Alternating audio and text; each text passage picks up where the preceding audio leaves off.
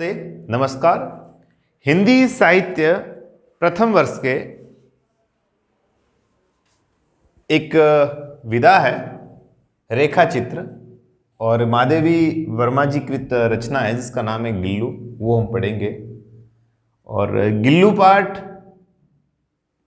एक ऐसी थाती है हिंदी की, और ये जो महादेवी वर्मा जी का जो नाम है एक ऐसी विरासत है कि हिंदी पुत्र या हिंदी पुत्री कोई भी है जो अगर इनको नहीं पढ़ता है तो शायद वो कहीं ना कहीं अपने में कमी रखता है।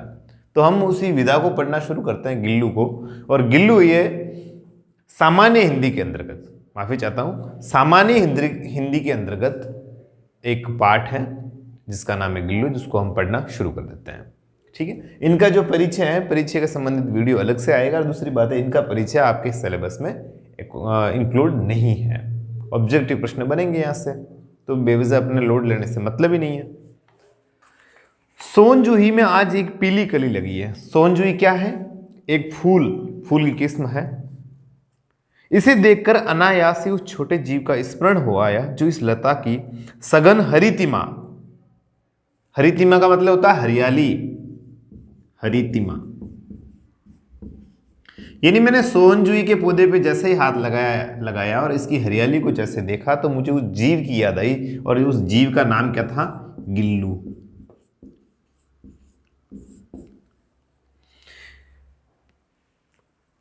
सघन हरियाली हरितिमा में छिपकर बैठता था और फिर मेरे निकट पहुंचते ही कंधे पर कूदकर मुझे चौंका देता था। तब मुझे कली की खोज रहती थी, पर आज उस लघु प्राण की खोज है। लघु का क्या हो जाएगा? दीर्घ। लघु का विलोम क्या हो जाएगा? दीर्घ। वैसे लघु प्राण का मतलब होता है छोटे जीव की, और छोटा जीव यहां पे किसको संबोधित किया है? गिल्लू को। परंतु वह तो अब तक इस सोनजूही की जड़ में मिट्टी होकर मिल गया होगा। कौन जाने स्वर्णिम कली के बहाने वही मुझे चौंकाने ऊपर आ गया हो। ये कह रहे हैं कि भाई ये जो सोनजूही का जो पौधा है, इस पे जो फूल वगैरह जो लगे हैं, हो सकता है यहाँ पर जो फूल लगाए हैं वो गिल्लू ही हो, क्योंकि गिल्लू की जो समाधि है वो सोनजूही के जो गमले थे उस गमले के अंतर्गत दे दी गई थी। अचानक एक दिन, अब रेखा चित्र है तो ये समझा रहा है कि गिल्लू मुझे कैसे मिला, कैसे प्राप्त हुआ, उसके बारे में तो हम देखते हैं। अचानक एक दिन सवेरे कमरे से बरामदे में आकर मैंने देखा दो कोए एक गमले के चारों ओर चोंचों से चुआ चुओल जैसा खेल रहे हैं। ये काक भुशुंडी भी विचित्र पक्षी है। काक भुशुंडी किसको बोला है? कौवा को। ये काक भुशुंडी भी विचित्र जीव है, एक साथ समादरित, अनादरित, अति सम्मानित, अति अवमानित। सम्मानित का अवमानित हो जाएगा, अवमानना का मतलब होता है सत्कार नहीं करना, आदर नहीं करना। तो कि एक ऐसा जीव है, और लगभग कौवे की जरूरत कब पड़ती है? श्राद्ध पक्ष में, जब पितरों का तर्पण किया जाता है, श्राद्ध दिया जाता है, और उस समय गौओं को भी खीर खिलाई जाती है। हमारे बेचारे पूर्व के न गरुड़ के रूप में आ सकते हैं, न मयूर के, न हंस के। अब ये देखो व्यंग्य कर रहे हैं कि हमारे जो पूर्वज हैं वो न तो गरुड़ के रूप में आ सकते हैं, किसी रूप में नहीं, और केवल आते हैं कौवे के रूप में, वो भी कब? श्राद्ध में। उन्हें पीतर पक्ष में हमसे कुछ पाने के लिए काक बनकर ही अवतीर्ण होना पड़ता है। अवतीर्ण यानी आना, पैदा हो जाना, तैयार होना, उपस्थित होना। इतना ही नहीं, हमारे दूरस्थ प्रियजनों को भी अपने आप का मधु संदेश इनके कर्कश स्वर में ही देना पड़ता है। कर्कश यानी कड़वी आवाज में। किसमें? कड़वी आवाज में नहीं बोलते हम, कौड़िया फाड़ बोल लो तो कौड़िया फाड़। दूसरी ओर हम कौवा और काव काव करने को अवमानना के अर्थ में ही प्रयुक्त करते हैं, है ना। जो ज्यादा बोलता है, काव काव करता है, उसको अवमानना बोलते हैं। मेरे काक पुराण के विवेचन में अचानक बाधा आ पड़ी, क्योंकि गमले और दीवार की संधि में छिपे एक छोटे से जीव पर मेरी दृष्टि रुक गई। देखा है कि इस गमले के बीच में एक छोटा सा जीव है। निकट जाकर देखा, गिलहरी का छोटा सा बच्चा है जो संबद्ध घोंसले से गिर पड़ा है, और अब कोए उसमें सुलभ आहार खोज रहे हैं। सुलभ यानी जिसको आसानी से प्राप्त किया जा सके, आसानी से प्राप्त किया जाना, सुलभ। और दुर्लभ जिसको आसानी से प्राप्त नहीं किया जा सकता। ठीक है, तो इसमें मेरे प्यारे विद्यार्थियों जो सु है वो उपसर्ग हो जाएगा। क्या हो जाएगा? उपसर्ग। ठीक है। हाँ, तो उस छोटे से जीव में कौवा को ऐसे लगा कि सुलभ आहार, आहार इन भोजन, इन आसानी से भोजन मिल जाएगा, इस गिलेरी के बच्चे को मार खाएंगे। और उस गिलेरी के बच्चे का नाम क्या है? गिल्लू। क्या नाम है? गिल्लू। ठीक है। काक द्वे, दो कौवे की छोंछों के दो घाव उस लघु प्राण के लिए बहुत थे, अथवा निश्चेष्ट सा गमले से में चिपटा पड़ा था। निश्चेष्ट, बिना चेष्टा के, बिना हिला डुले, वो जो जीव है, कौन सा जीव? गिल्लू, वो आसानी से वहीं पे अटका रहा। सबने कहा कोए की छोंस का घाव लगने के बाद वह बच नहीं सकता, अतः इसे ऐसे ही रहना दिया जाए कि भाई कोए का लगा तो इसको पड़ा रहने दो, ये बचेगा नहीं जीव। सबने कहा, पर इन्होंने नहीं माना। इन्होंने किसने? भैरूलाल ने? नहीं, महादेव वर्मा जी ने। ठीक है। परंतु मन नहीं माना, उसे हौले से उठाकर अपने कमरे में लाई, फिर रुई से रक्त पोंछकर घावों पर पेंसिलिन का महरम लगाया, ट्यूब जो दवाई, रुई की पतली बत्ती दूध में भिगोकर जैसे तैसे उसके नन्हे मुंह में लगाई, पर मुंह खुल न सका और दूध की बूंदें दोनों ओर ढुलक गई। है ना, उसको आराम से दूध पिलाने के लिए जतन किए गए। कुछ घंटे के उपचार के उपरांत उसके मुंह में एक बूंद पानी टपकाया जा सका। तीसरे दिन वह इतना अच्छा और आश्वस्त हो गया। आश्वस्त का मतलब होता है बिना डरे हुए, जिसको एक बार ट्रस्ट हो जाए, उसको आश्वस्त हो गया कि मेरी अंगुली अपने दो नन्हे पंजों से पकड़कर नीले कांच के मोतियों जैसे आंखों से इधर उधर देखने लगा। 3-4 मास में उसके स्निग्ध रोए, चीखने रोए। किसके?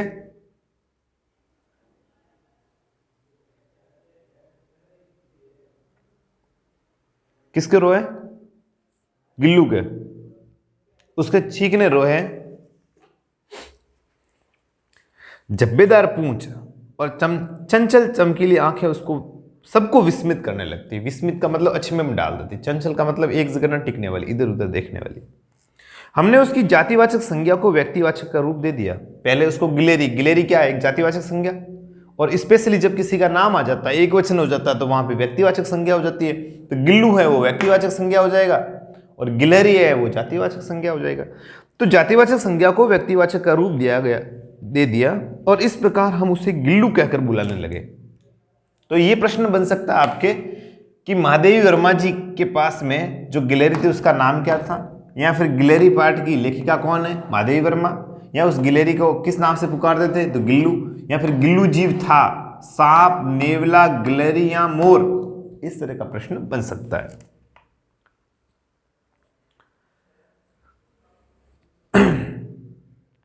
परंतु उसकी समझदारी और कार्यकलाप पर सबको आश्चर्य होता था।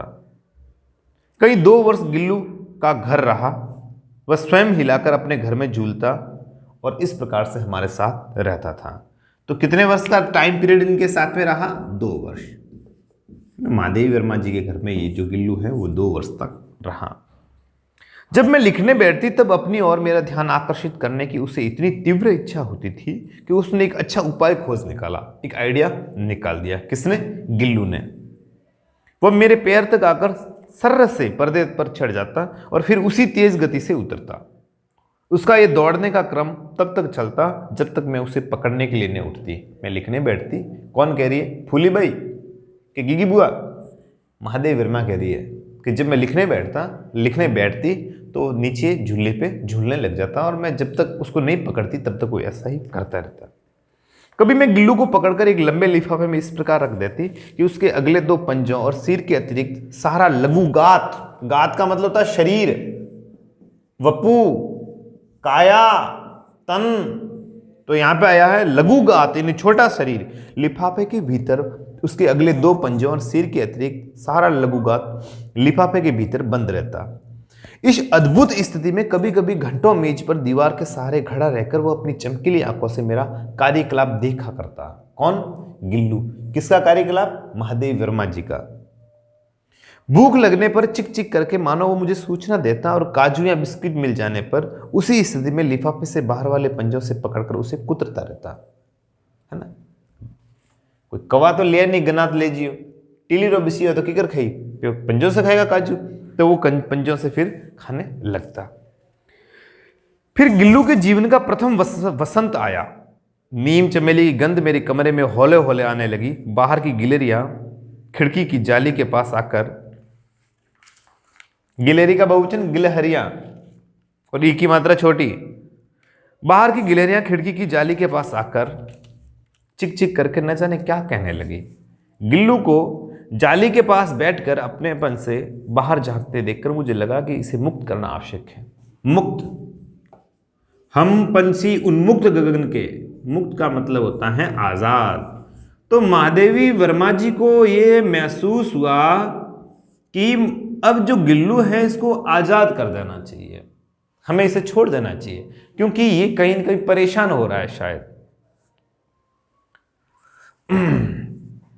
इसे छोड़ देना चाहिए।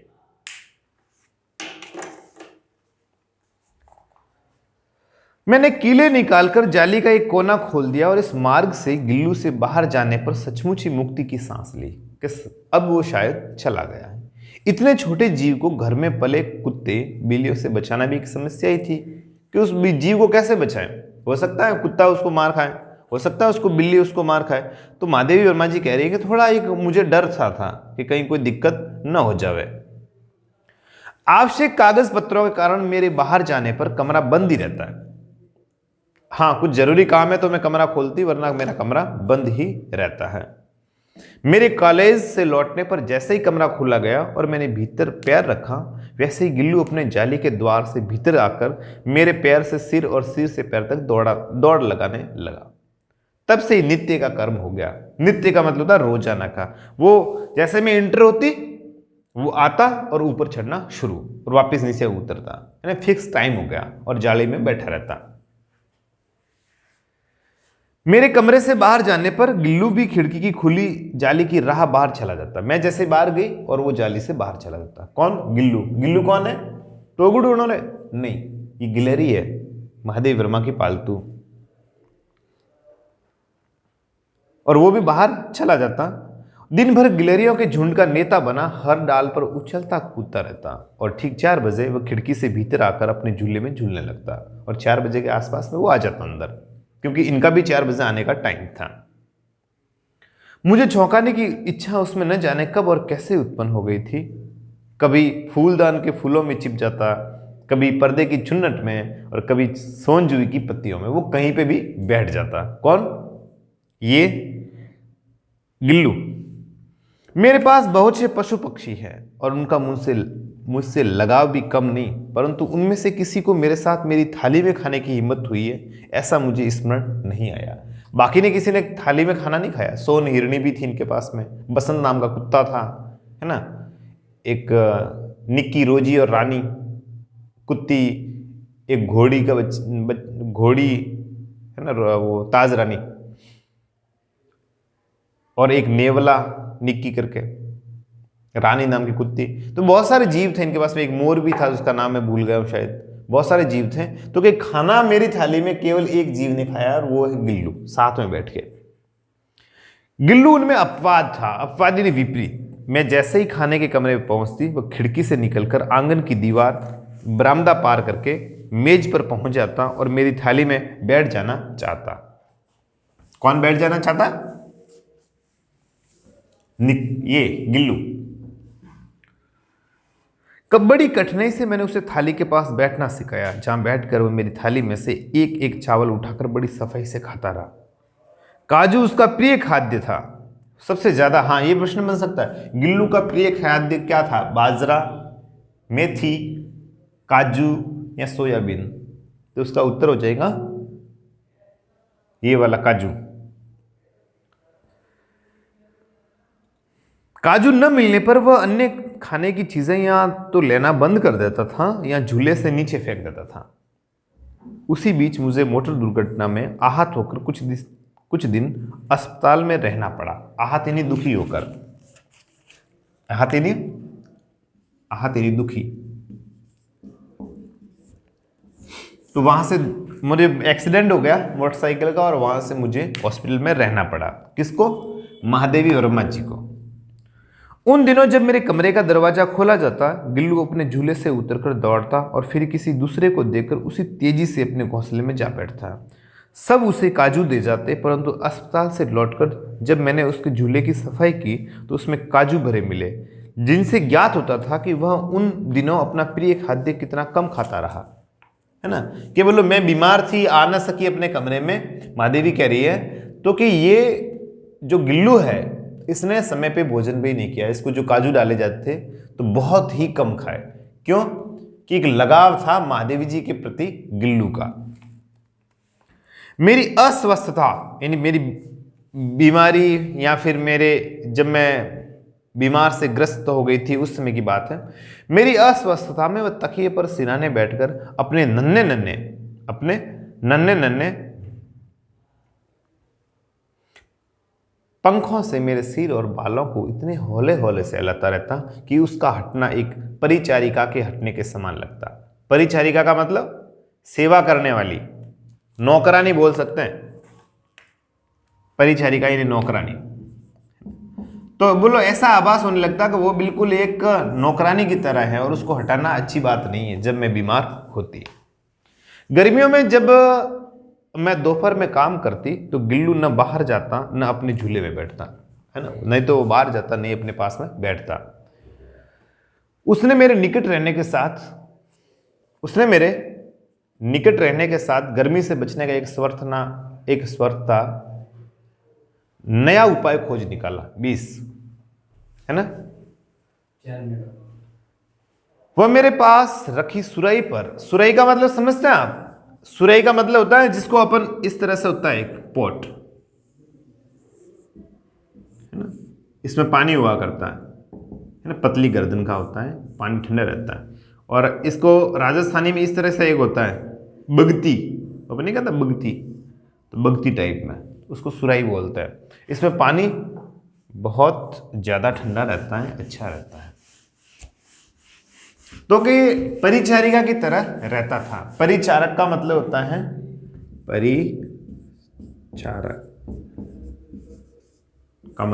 है नौकर, जिसको बोल सकते हैं दास। क्या बोल सकते हैं? दास। और एक है छेरा, इससे ही बना ये शब्द, पर ये वाला छेरा का मतलब होता है दास ही होता है छेरा। और आपने नहीं सुना हो तो मैं सुना देता हूं, तुलसीदास सदा हरि चेरा, कीजे नाथ हृदय में डेरा, है ना। छेरा ये बना है, इसका मतलब भी होता है दास। तो तुलसीदास जी कहते हैं कि तुलसीदास सदा हरि चेरा, है ना। मैं तुलसीदास भगवान के नाम का सदा सदा के लिए दास हूं। क्या हूं? सदा सदा के लिए दास हूं। सदा हरि चेरा, कीजे नाथ हृदय में डेरा। और हे प्रभु, मेरे अंतस्थ में, मेरे हृदय में आकर के आप एक बार स्थायी अपना बसेरा बना लो। तो छेरा और फिर बनता है परिचारक। छेरा से छर और छर से परिचारक बनता है, जिसका अर्थ होता है दास या नौकर। तो कि ये गिल्लू है, उस गुल्लू का जो प्रेजेंटेशन था वो इतना अच्छा था जैसे कोई नौकरानी हो, उसी प्रकार से मेरे पास में बैठकर मुझे सहलाया करती। वह मेरे पास रखी सुराही पर लेट जाता और इस प्रकार समीप भी रहता और ठंडक में भी रहता।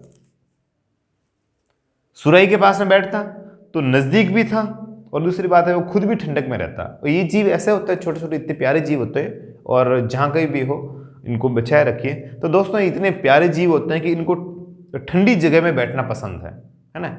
ठंडी जगह में बैठना पसंद है, इसलिए सुराही के पास में बैठा करता। कौन? गिल्लू। गिलहरियों के जीवन की अवधि 2 वर्ष से अधिक नहीं होती। कितने वर्ष जीती है? 2 वर्ष। 2 वर्ष से अधिक नहीं होती। अतः गिल्लू की जीवन यात्रा का अंत भी आ ही गया। निपात लगाया इसमें। निपात यानी किसी बात में जोर देने के लिए किसी शब्द का जब जहां प्रयोग किया जाता है उसको निपात कहा जाता है। क्या कहा जाता है प्यारे विद्यार्थियों? निपात। तो ही का प्रयोग किया गया। यानी 2 वर्ष तक ये जीव जिंदा रहता है, ठीक है। और अब इसका भी समय निकट आ ही गया। किसका? गिल्लू का। दिन भर उसने न कुछ खाया न बाहर गया। रात में अंत की यातना में भी वह अपने झूले से उतरकर मेरे बिस्तर पर आया। अंत यानी खत्म होने की कगार पे है वो, और यात्रा में वह झूले से उतरा। कौन उतरा? गिल्लू, और मेरे पास में आया। यातना का मतलब होता है दुख, पीड़ा, है ना। यानी मरने वाला है, फिर भी ये देखो अपने स्वामी के प्रति कितना वफादार है।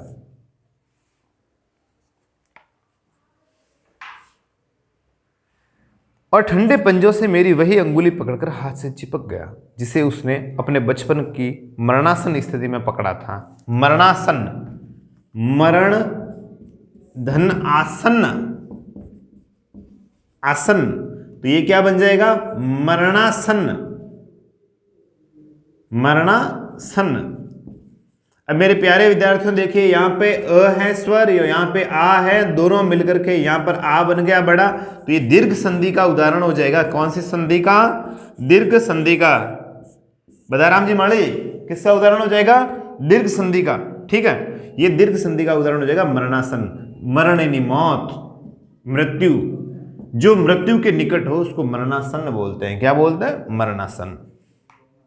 यानी कि जिस प्रकार से ये जब जो कोए उसको चौंस मार रहे थे, जिस अवस्था में मुझे मिला था, उसी अवस्था में वापस आकर के मेरी अंगुली पे लिपट गया। पंजे इतने ठंडे हो रहे थे कि मैंने जाकर हीटर जलाया, उसे उष्णता यानी गर्मी देने का प्रयत्न किया। यत्न किया गया कि इसको गर्मी मिले ताकि इसके शरीर में थोड़ी सहूलियत बरते। परंतु प्रभात की प्रथम किरण के स्पर्श के साथ ही वह किसी और जीवन में जागने के लिए सो गया। और सुबह जैसे हुई और ये जीव, कौन सा? गिल्लू, किसी नए अवतार के रूप में किसी नए जीवन की ओर जाने के लिए वो हमेशा के लिए सो गया।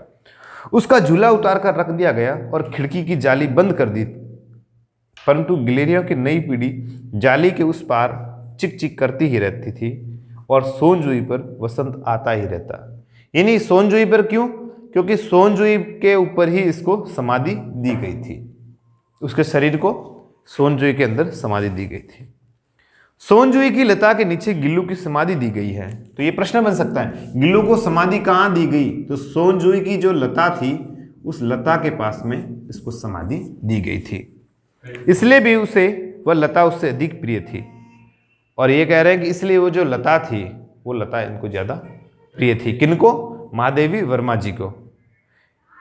इसलिए भी उस लघुगात का यानी छोटे वाले शरीर का किसी वासंती दिन जूही के पिताब पीत धन आब पीले वर्ण का छोटे फूल में खिल जाने का विश्वास मुझे संतोष देता है। यानी वो छोटा सा शरीर वो पीले वर्ण के अंदर कहीं न कहीं खिल गया हो, मुझे इस प्रकार से आभास आता है और आभास आकर के मुझे एक प्रसन्नता होती है। ये जो रेखा चित्र है महादेवी वर्मा जी कृत गिल्लू नाम से आपके प्रकृणिका नामक पुस्तक में संकलित है, जो सामान्य हिंदी के अंतर्गत हैं। तो फिलहाल इसके संबंधित कोई प्रश्न ही हो तो आप कमेंट बॉक्स में जरूर कीजिए। ये आपको वीडियो कैसा लगा इसके संबंध में भी आप कमेंट जरूर कीजिए। फिलहाल मैं भरत कोरना लेता हूँ आपसे विदा। शुक्रिया, शब्बा खैर।